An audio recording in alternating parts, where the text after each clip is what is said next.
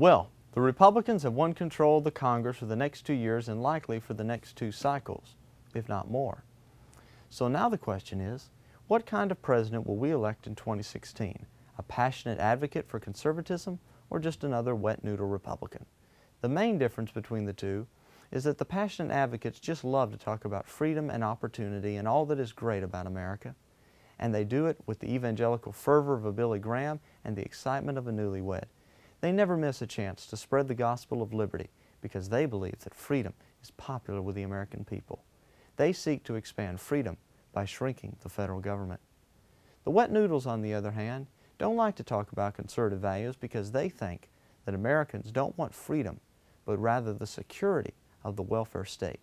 They seek to manage the welfare state rather than to reverse it or offer an alternative to it.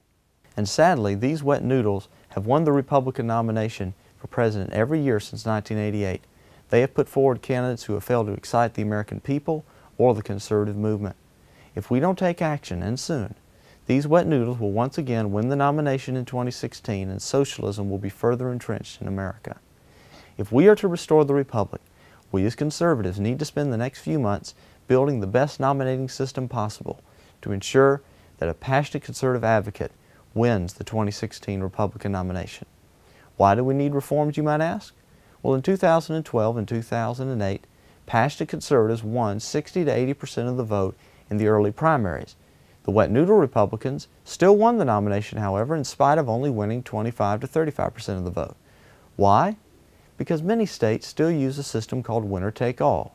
Under winner-take-all, the candidate who receives the most votes in the primary wins all the delegates. This means that a candidate with only limited support can win the nomination in spite of the wishes of the vast majority of the voters.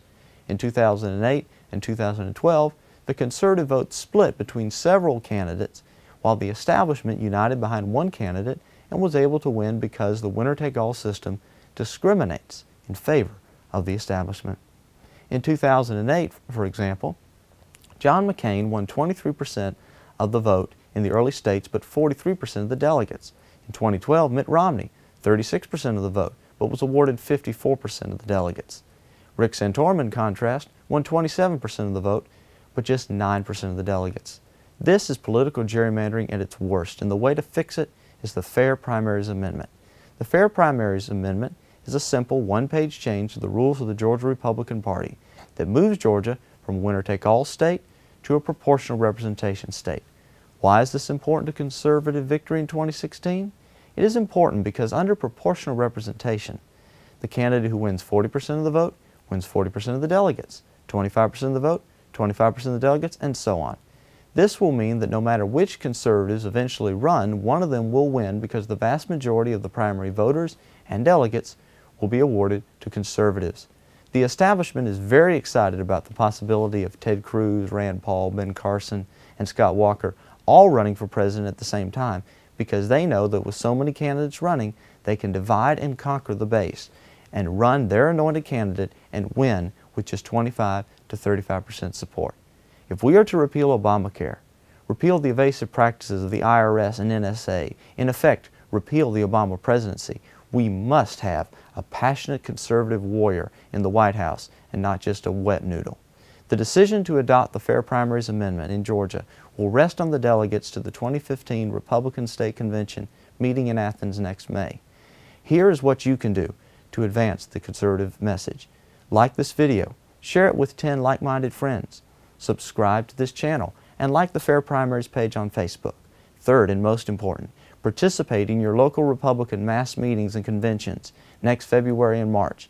Sign up to be a delegate to the district and state conventions in April and May. And get your friends involved as well.